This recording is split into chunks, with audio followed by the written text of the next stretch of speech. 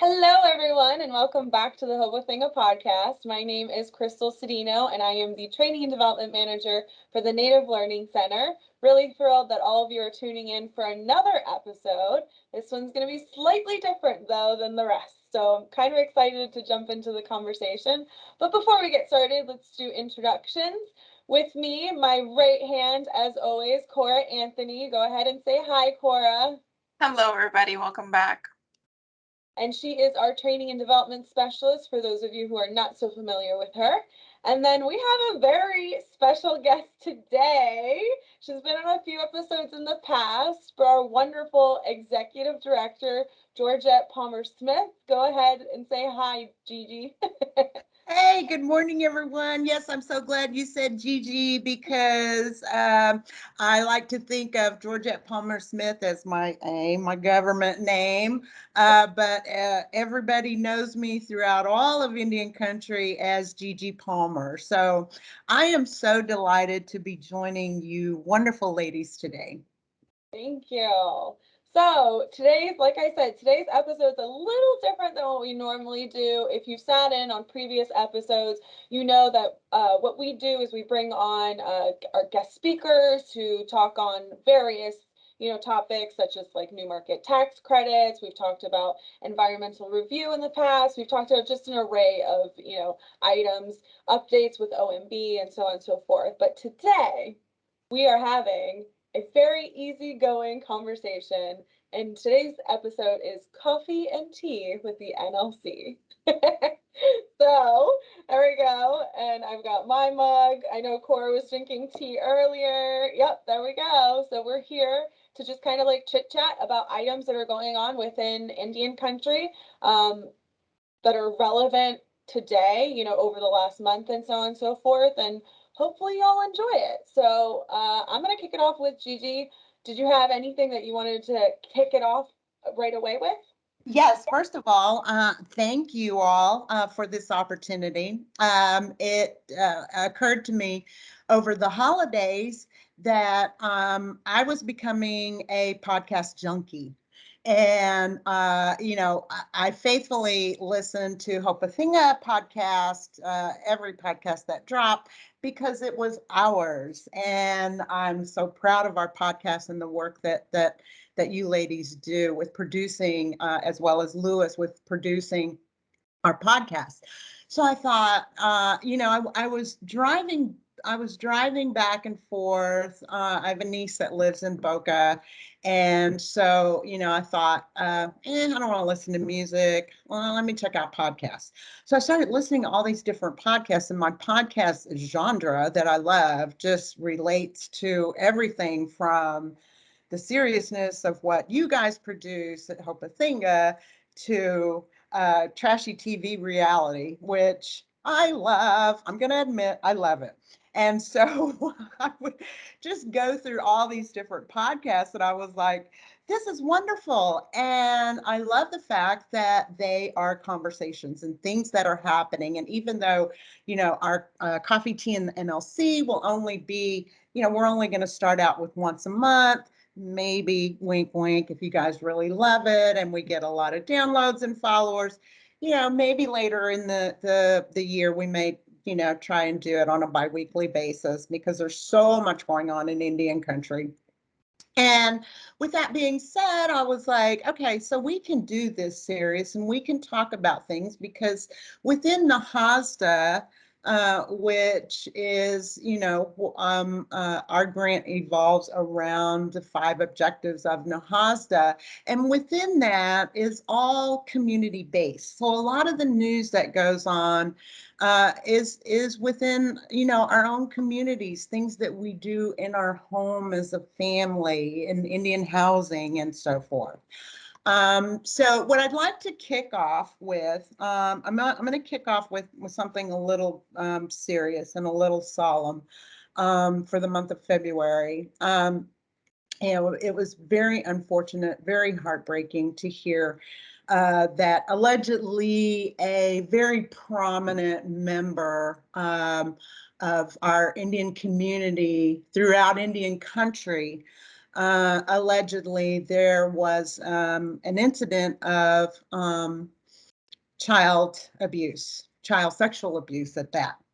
And as you ladies know, we have had, we had a wonderful conference several years ago about healing our communities. And, it was our hope at that time that people would listen and they would go into our communities and they would, and especially the victims. We had a lot of survivors and a lot of victims at our conference, and they told their stories and they told how important it is to have that voice, and especially with children, to listen to them.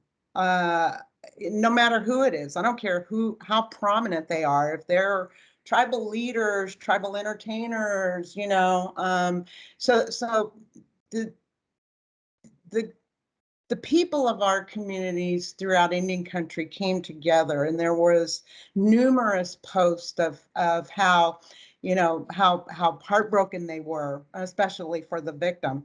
But what came out that was just very profound, and I think everyone throughout Indian country, it would be important to remind ourselves and our communities the statement that was made by the National Congress of American Indians, which is very near to my heart because I worked for them in the early 1990s.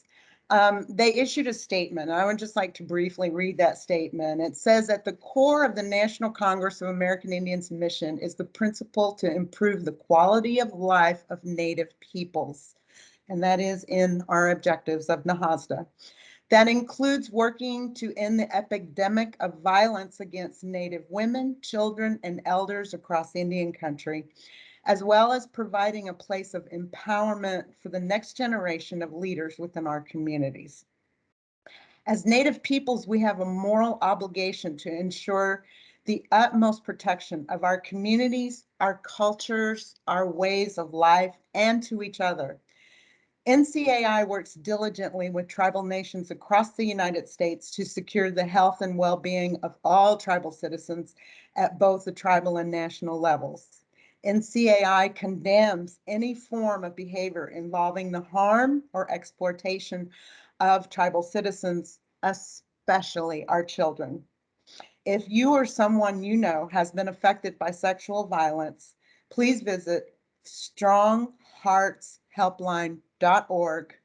Their number is 844-762-8483. And we will be posting this on our beautiful website to give more information. You can Google Strong Hearts Helpline, and we have to not stay silent. We have to encourage our children not to stay silent. 150 to 200 years ago, it was non-natives who were invading our spaces and taking our children and taking our women. And to think that we've come to the point where it is our own people, our own relatives, is very disheartening. And so we have to take a stand. And like we say in the first objective of NAHASDA is that we keep our communities safe. So that's one of the reasons I wanted to bring this up. I know, I get a little teary-eyed and I tried to maintain myself because it was just very heartbreaking. And so yeah. Definitely. So I wanted to start with that and get that out of the way so that we can talk about a lot of good things that are coming along. Yeah, no, absolutely. I mean, I know, like, so when I was in college, I remember I took and this is going to be a bit of a caveat, but I took for an English class, English writing class or whatnot, a course on fairy tales. And I'll tell you what's crazy about it. So the curriculum that we used was literally a book of fairy tales, and we wrote papers based on that and so on and so forth. And one of the things that like you noticed in it, as we were covering, different subjects and so on and so forth, was that as far as those stories go, those like folk tales go, a lot of the time you notice, or like you find out if you like dig really deep, that relatives are the ones that are, or not relatives, but like, very close people within your community end up being the ones that are, you know what I mean, molesting, or whatever it may be, doing some form of abuse to kids and whatnot. And it wasn't until that my professor in that class like pointed that out and told us like this was a way of like communicating that this was happening, you know what I mean, in these stories and so on and so forth. So I was like, what?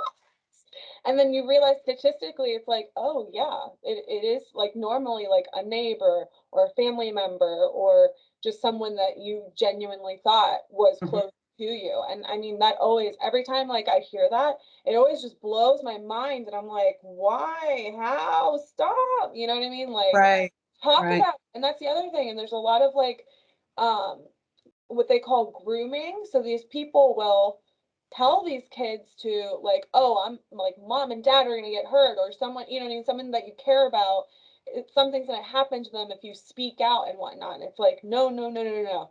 We have to teach our kids and we have to teach people in our communities to speak about it, to talk about it, understand like with understanding that it is a difficult topic to, you know what I mean, talk about. But yeah, I'm totally on board with like, no, speak up, say something, like, do something. So yeah. Definitely. Definitely. And as you know, we're getting ready for our planning season for next fiscal year. So, maybe it would be good if we have some of these conversations to bring in some of those experts that we had during the healing conference. Just as a reminder, a lot of times we're like all gung ho and, things are like, uh, things tend to be okay and they're not. And we just have to kind of keep a constant reminder of things. Definitely. That conference actually taught me what love bombing was. It was just crazy, you know what I mean? The things like I'm sitting there and I'm listening in on, and I'm like, oh my Lord, oh my Lanta. Um, it's nuts. I was like, I've experienced that, or whatever it may be. So it's just crazy. Yeah, I just think it's really important to start with the young kids and start educating them so they can. I know I do it with my daughter. And like recently, I just had the conversation with her between like good secrets and bad secrets and things like that. And so I think that that's really where the work needs to start, Mhm. um, because they are the ones most affected. And yes, we can talk to the adults in the community and whatnot, but whoever's already in that mindset, it's in that mindset. It's really important to empower the children to be able to not only speak up for themselves, but to know who to trust and who to go to if ever, God forbid, in that type of position, to exactly know what do I do, what do I say, how can I protect myself, and how can I identify someone that's coming to me with bad intentions and whatnot. I like to describe myself as a helicopter mom, but I teach her all of those things, and she's 5, but I try to make her aware that not everybody that is close to you, just because they're family or their friends or whatnot, always has the best intention for you. And you even at a young age, you need to know kind of just little tips on, is this the nicest person? Is this, and so as a mom, as an educator, for me, the basis of it all is always with the kids. Like they are the ones that we need to start empowering and lifting up so they can speak up and defend themselves. Absolutely. Absolutely. Absolutely. Well, I just wanted to kind of put that out there. February has been a extremely busy month for Indian country, and this was kind of a blow to all of us. But resilience is has always been with us, and so this too shall pass. We'll get through this, and we just send prayers up to Creator for for this family you know, this young child and their community. You know, their community's hurting. Their tribe is hurting, and we all kind of hurt with them. So yeah. So moving right along, I wanted to get into and we have a great grant page. Want everyone to stop by, you know, nativelearningcenter.com and check out, just click the grant opportunities and take a look and see. We keep that updated constantly. Was very excited to hear about AmeriCorps and the grant that they have.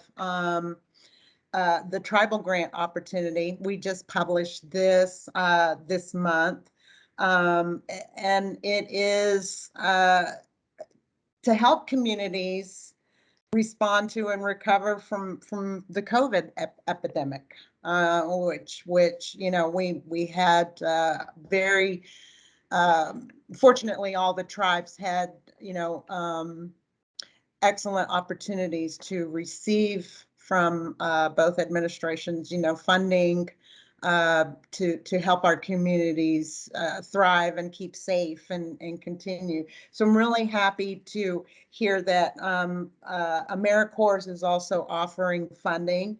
There's educational opportunity and economic mobility for communities experiencing unemployment or underemployment. And that was very good because I haven't seen that in a while.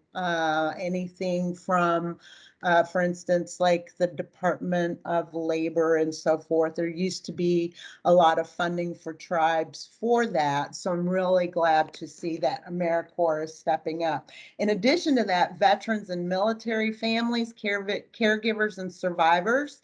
They have a program that improves the well-being of military families, caregivers, and survivors. So I was really happy to see that. So if you can visit our page to learn more about that. I believe we also have it as a Facebook post. They have a webinar, instructional webinar that's coming up on March 23rd. 2022 at 1 p.m. Eastern Standard Time. The grant due date is May 5th. So just visit our website and you can get more information on that. Speaking of grants, so excited for the month of March. March 11th is recognized as International Grant Professional Day. So on that day, we will be celebrating all of our grant professionals. We have our very own Vince Franco, who is our grants guru, Alyssa Loeffler with the Seminole Tribe of Florida, is also the tribe's grant guru. So in addition to that, we have a lot of subject matter experts that are a part of our NLC family that we will be honoring that day. And so we're really excited. So stay tuned and look for our International Grant Professional Day on March 11th. I was going to say. So, you have any, I'm sorry, jump in No, anytime, anytime. No, it's just speaking of grants, and I know Corey's excited about this one too.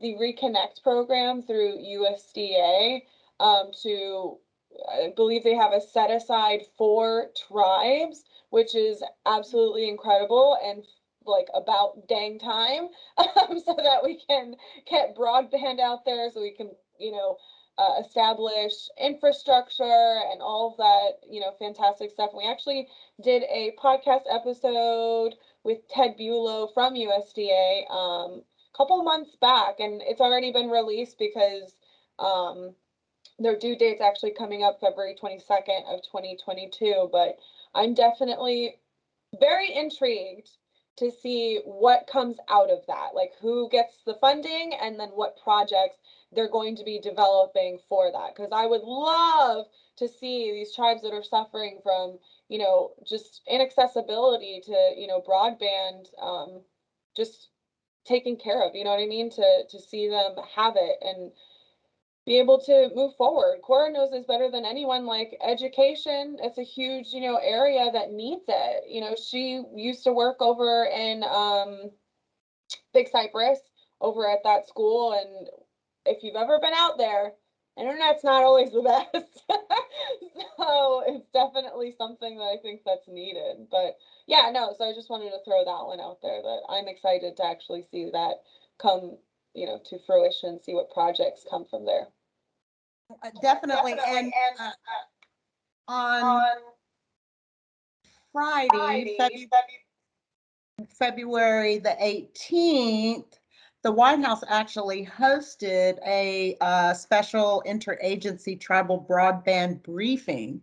So very excited to hear about that. I'm sure that recording will be available on Code Talk, which is our Office of Native American Programs website, hosted by HUD. Anything and everything you want to know about ONAP, Indian housing, community block grants, Section 184, just go to Code Talk at HUD.gov. So that particular webinar, which will be an update from what you were talking about, Crystal, there will probably be a lot of information of the opportunities and resources, because yes, Department of Agriculture, Department of sorry about that, Department of Commerce, Department of Treasury, Department of Interior, FCC, Department of Transportation, and Department of Housing and Urban Development are all a part of this particular webinar that was held on February 18th. So look for that. Next month, HUD is sponsoring as part of their national webinar series on their best practices in Indian country. Next month on March the 10th, which is from 2 to 4 p.m. Eastern Standard Time. And yes, we do have a webinar that day, but we're doing a webinar on building your own strategic plan. So if you're not in housing and you're in tribal government, or you part of your housing staff and so forth, there is an opportunity to do both, because we like everyone to come to our webinars, but the best practices series have been really phenomenal. And this particular one is partnerships serving homeless American Indian and Alaska Native youth. So this one should be very, very, very good. So we've got speakers from Alaska. We've got speakers, actually all of them are from Alaska. So that should be really good. So mark your calendar for March the 10th, 2 to 4 p.m. Eastern Standard Time. And again, if you want to register for it, you can also do that on Code Talk. So, ladies, I'm going to turn a little bit, Pivot, and we're going to pivot. pivot. We're going to do a little pivoting. So, Yeah. I want to talk to you a little bit about, again, even in the entertainment industry, throughout Indian country, we watch TV in our homes and so forth, and we come together as a community and a family and so forth. So I did want to talk to you about the Super Bowl, which took place in February. Yes, the no Super Bowl for you, Cora?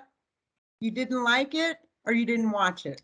So full disclosure, I have never in my soon to be 34 years of life sat down and watched a football game. At all? At all. Oh, wow. At all. So I've never seen any games, I don't know, playoffs, if that's what you call it. I've never seen any. We didn't ask her that in the interview, Crystal. Just kidding. I've never seen a single Super Bowl So yeah, no, I have no idea what happened. I mean, yeah, no. You didn't watch the I watched halftime it. show? I Not watched even the halftime shows. I always just get Oh, no. it was amazing. That's what I've heard, it. but no. There was a TikTok, it was really funny. So for those who aren't so familiar, Super Bowl played on February 13th of 2022. It was and you're gonna have to tap in here. Who played? The Bengals and the Los Angeles Rams. there we go, Los Angeles Rams. And it's funny because for the halftime show, I saw something that Snoop Dogg would be singing, and I was like, huh. It's like, really? And then I saw a TikTok where Tamara Mowry or something like that, she did a video where she was like, y'all are really gonna see where your parents came from during the halftime show. And then it started playing like a Snoop Dogg song or something like that. And like we get all really like loose and chill and like whatever else. And it's really funny to see that. And then I got to see it and I was like, oh my God, Mary J. Blige, Snoop Dogg, Dr. Dre, what? It was crazy. It was crazy. Yeah. Yeah, and you know, I was living in Washington D.C. when, you know, these songs came out, and that was the height of their, you know, their careers. And you know, so I was like, what are you talking about? Just the 80s kids, you know. You know, I'm a boomer generation, and like these were my people. You know, this is what we were jamming out to. And so yeah, it was really great. And to relate it to, and I know Cora didn't see it, but we'll have to screenshot it and send it to her. But at the end of Mary J's performance, like she just kind of laid down on top of it looked like a roof, and all of Indian country was posting it anti down. That is Someone come funny. get your auntie went down. So that was really great. But the reason I bring up the Super Bowl and how it relates to Indian country and how it relates to all of our relatives throughout Indian country, Walker River Paiute tribal member now owns a Super Bowl ring. Los Angeles Rams offensive lineman Austin Corbett helped lead his team to victory on Super Bowl Sunday against the Cincinnati Bengals. He was on the field late for the game-winning score, and everyone's just rallying behind Austin. He's not the first to win a ring. That Kansas City football player James Winchester, who's from Choctaw Nation, shout out Choctaw Nation, my other half, is believed to be the most recent Native to win a Super Bowl back in 2020. When his team defeated the San Francisco 49ers. So now Austin Corbett holds that title. So yay. So anyway, I like to bring, you know, I like to celebrate, you know, when our Native people have such a major accomplishment. Well, Um, if you like that, I was on Indian country today, and I saw on there that a Native basketball player signs NBA contract. I'm just going to read it really quick. The Oklahoma City Thunder has signed guard Lindy Waters III, Kiowa and Cherokee to a two-way contract.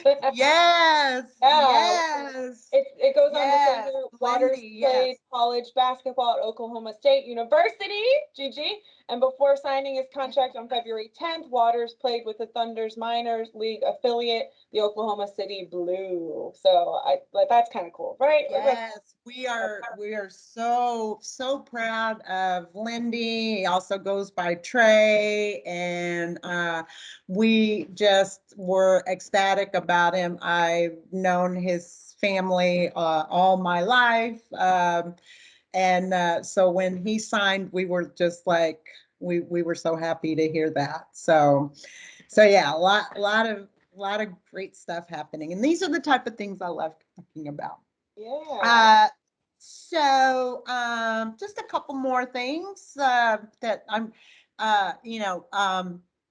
and I think I mentioned this to you ladies before. Okay, so in talking about our communities and with the entertainment industry, and wow, shout out to all of our natives doing big things in the entertainment industry. I mean, growing up back in the day, I didn't see any of that.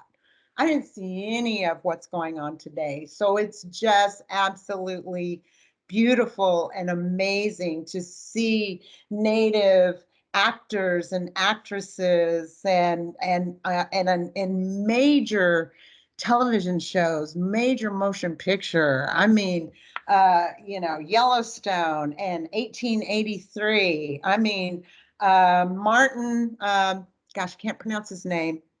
Sorry, Martin, that is in 1883, plays in the spinoff of Yellowstone, which was before Yellowstone, was actually honored here at the Seminole Tribe of Florida during Tribal Fair several years ago. So had a photo op with him. That was just so amazing.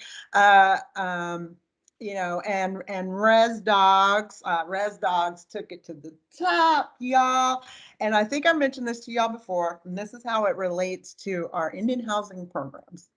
Okay, so I'm watching Res Dogs, and it is just adorable because when they start showing their community and the homes that they live in, those are the original Indian homes, HUD house.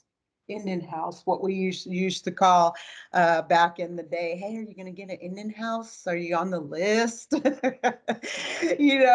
so it was great to see those homes. That's, my parents had one of those homes after my dad retired. And, I always thought it only had like one floor plan. Everybody had the same floor plan, no matter what. But it was really cool to see that. I see that they're going to be going into season 2. And not only that, the community they lived in was called The Village. And my tribe back in Anadarko, Oklahoma, actually has our tribal housing community is called Prairie Village, or sometimes just The Village. So these are all the things that we could relate to. They mentioned one of our they mentioned my tribe, the Kiowas. They mentioned Carnegie. They mentioned, just so many things. It was just absolutely amazing. So just love the fact that more television shows and movies. And I would like you ladies to write this down and mark my word. When the Oscar nominations are next year, I would like to predict and tell you that Killers of the Flower Moon is going to be on that in so many ways. I predict it movie of the year. I predict producer of the year. I predict best actress. I'm saying of the year. Well, basically of the year, but best motion picture. Let me be politically Academy Award correct. Best movie, best actor, best producer, best director, best cinematography, all of that. Mark my word, Killers of the Flower Moon. And it is filmed in Oklahoma, and it's starring Leonardo DiCaprio, the love of my life, Robert De Niro, and it's just going to be amazing. I read the book, and so I was so happy when I turned it into a movie. But it's going to be a great movie when Martin Scorsese is behind this movie. Oh, 110%. So 110%. I love his films. love his films. Now, is it out? No, it's coming out later this year. They haven't set a release date, but they did say 2022. So it's going to be in the theaters, and it appears to also going to be dropped on Apple TV, Oh, possible. So it's based off a book.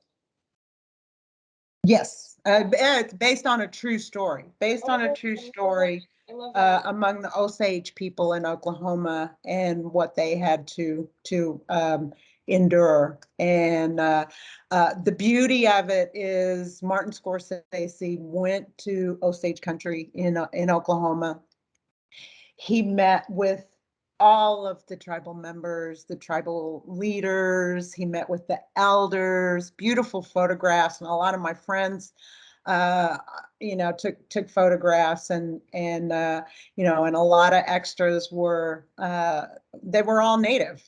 One of my nieces, uh, her two little ones are extras. I don't know if they'll be cut on the floor or if I'm going to see them or not, but they were, they're little bitty ones.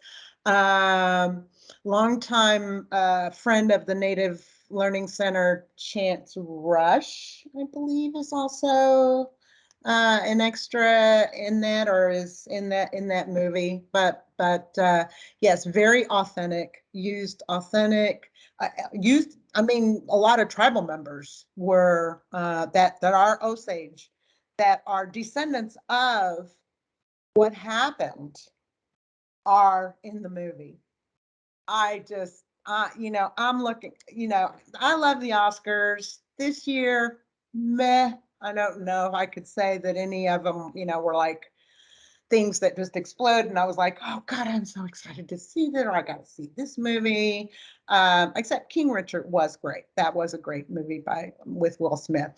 But next year, I'm expecting to see all of them and all of them at the Oscars. So Definitely. And it's cool. I feel like, so exactly for this one, Killers of the Flower Moon, from what you're telling me, it seems like they're going to be pretty spot on with, the facts and everything that actually did occur. And I feel like one thing that is always, always, always like either taken advantage of or just written incorrectly is the history of Native peoples. Like, you know what I mean? Like what is that? Like, no, go to the tribes and actually see and speak with them and whatnot. They don't bite. Yeah, they can, but but for real only the though. angry auntie might. There we go. Only the angry aunties. But for real though, like get it right. Like it's unfair. You know what I mean? Like especially having since like working here ever since I started and we actually get to go into these communities, it's frustrating to see things so like misconstrued or just told incorrectly, like it grinds my gears.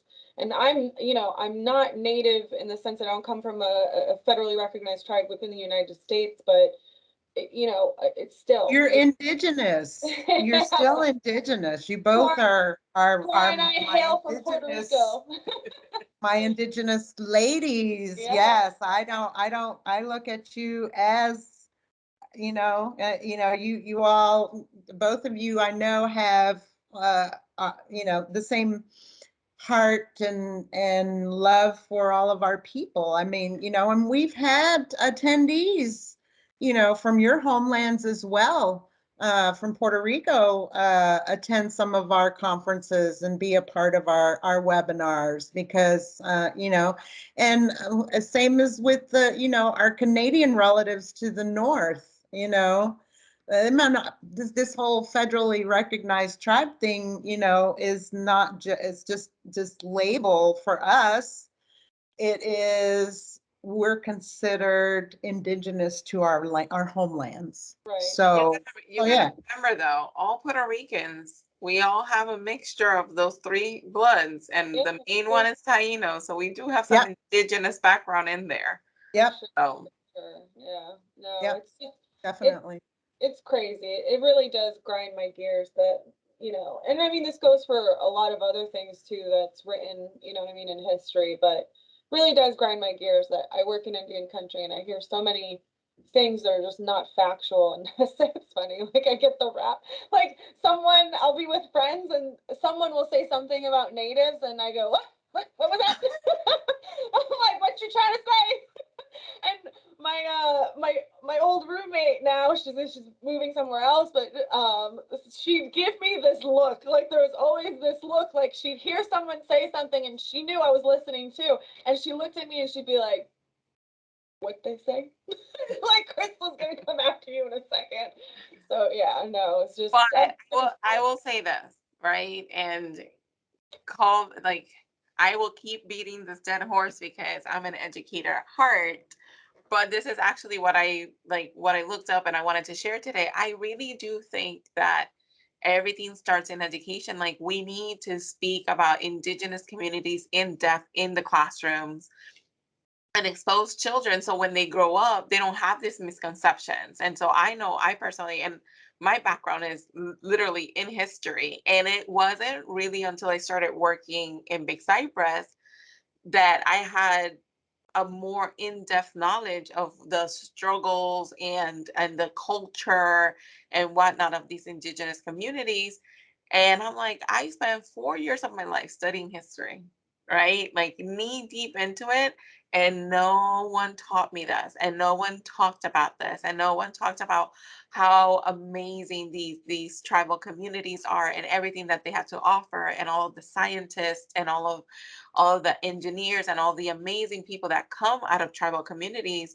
Where are they in the history books? Like, where are they in the classroom? Why are we not bringing it to the forefront? But I found something really cool. And I was just telling Crystal and Lewis, our marketing coordinator, there's actually a new PBS show that's coming out, and it's called Indige Genius, right? Because it has a hyphen. And it's all about telling the scientific and cultural impact of indigenous creations and knowledge of the past and present. And so they're going to go really in depth. Teachers can use it, parents can use it, anybody that just wants to become more literate in the ins and outs of the history of indigenous communities can go to PBS, pull it up, and educate themselves. Because like Crystal said, I hear it sometimes too, and people will say, just even something as simple as using the wrong terminology to refer to indigenous people. And I'm just like, ugh, no, it's 2022. We're better than this. Like, educate yourselves. So there's a lot of representation coming out that I haven't seen before. And I think people just really need to make it like an intentional effort. Like, I need to learn more about this and I need to be better so I can do better. So I don't know. That's great. We'll make sure that we have Lewis post that. Already. And yeah, get the word out. Get the word out. Well, ladies, that's all I have. I have just a reminder. Okay, we do know we have our grant professional recognition on March 11th, but coming up the month, oh, tongue tied, the month of March, the entire month is recognized as Women's History Month. So be on the lookout for a lot of amazing things that women throughout all of our generations and all of our cultures, we're going to be highlighting them continuously all throughout the month of March. And when we get back together at the end of March for our next Coffee, Tea, and the NLC, we'll be talking a lot about that, all about the ladies. Yes. I'm excited. Fabulous. Fabulous. It'll be great. Awesome. No, I mean, I'm a big, the futurist female type of lady, so I'm looking forward to it. Fabulous. Fabulous. Okay. Crystal, any final thoughts? Nope. Just for those who are wanting to know more, I mean, you know, today I just went on Indian Country Today, and this simple, like, you know, it has other options for information and whatnot, but stay current, read. Mhm. enough. And that's what we're going to try to do every month is we'll recap what's going on and, just a lot of it you can find on nativelearningcenter.com. If you have some topics you want to talk to us about, then, you can always shoot us an email. I'm georgettsmith@semtribe.com. And we'll get those talking about. And maybe in the future too, we may even have some special guests to come and join us to talk about things that are going on in Indian country. So thank you, ladies. The coffee was wonderful. Cheers. Well, thank you everybody for joining us for yet another episode of the Hobo Thing of Podcast in this special new kind of mini series called Coffee, Tea, and the NLC. And remember, if you like this episode, like and subscribe on Apple Podcasts, Spotify, Google Podcasts, and Simplecast. And like G mentioned, check out all of our upcoming events, virtual trainings, webinars, conferences on www.nativelearningcenter.com. And please check out our YouTube channel. We are releasing a lot of content on there too. So if you go to YouTube and put Native Learning Center, these beautiful faces will pop up. So thank you for joining us again, and we will see you soon. Thank you. Thank you.